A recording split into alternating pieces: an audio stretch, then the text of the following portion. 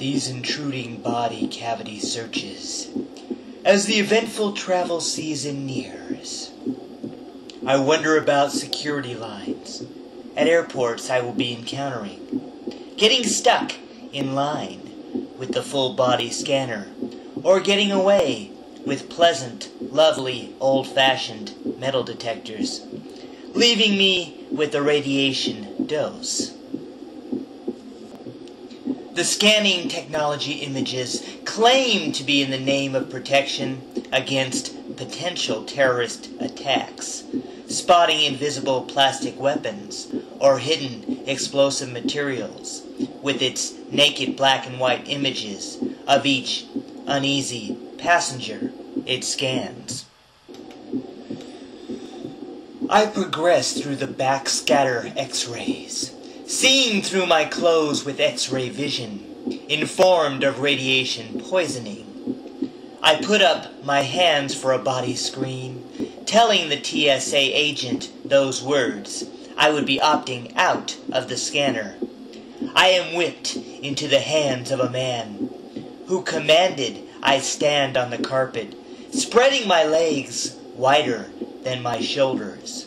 His confident commands were met with pleas to secure my property as it comes moving down the X-ray conveyor belt. I begged him in talk of obedience to pick up my computer and luggage before a thief appropriated them.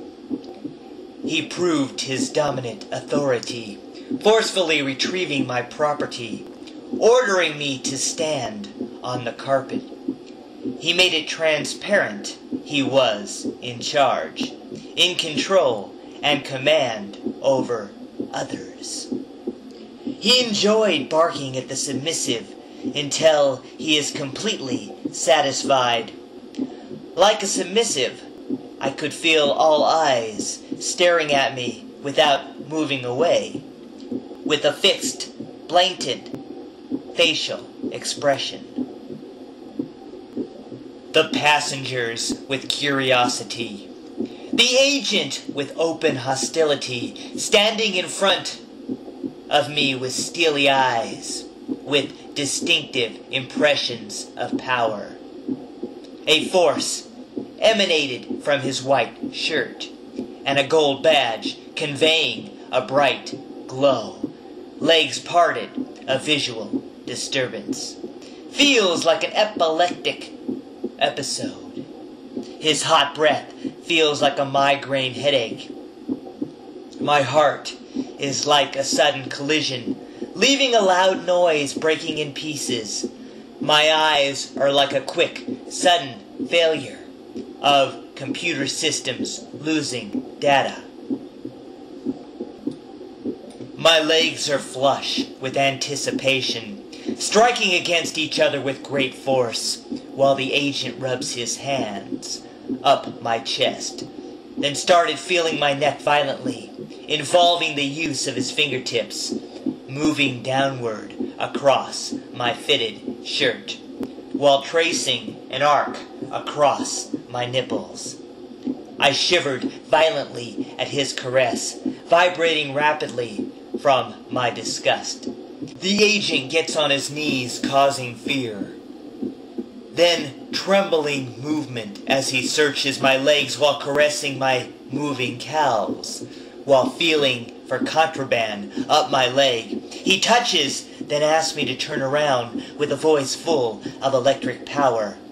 His electric hands eagerly slid up the back of my cold legs to my buttocks, leaving me full of tension at firm grips, sending an excitement through my body.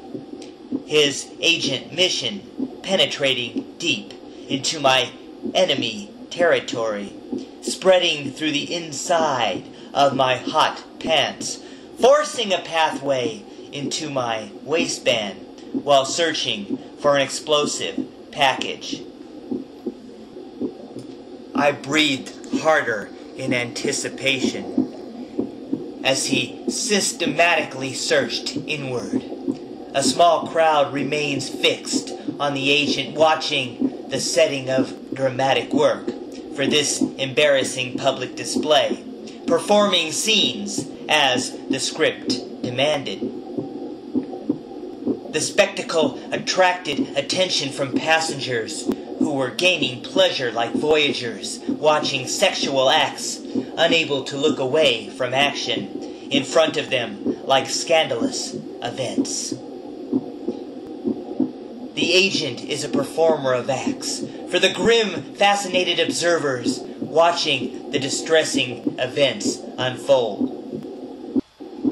I felt dominated like a forced slave, regarded as property by skilled hands, ordering me to turn around again as his dominating hands grab my legs, with his pleasure through humiliation, while he slowly moved upward to abuse, like a masochist enjoying hardship, as I closed my eyes like a submissive, as his hands rubbed against my upper thigh, then zeroed in like someone in control inside my pants with strong authority. When he offered enough of his service, he stopped while satisfying his needs first, leaving me in an awkward situation. I have never gone so far, so quickly.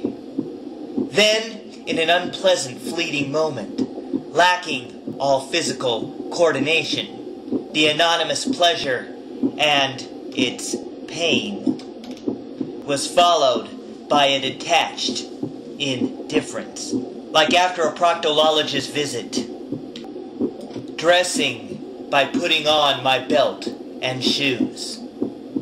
Since he had already touched everything, I wanted him to pat me down longer so that I could get off before my flight.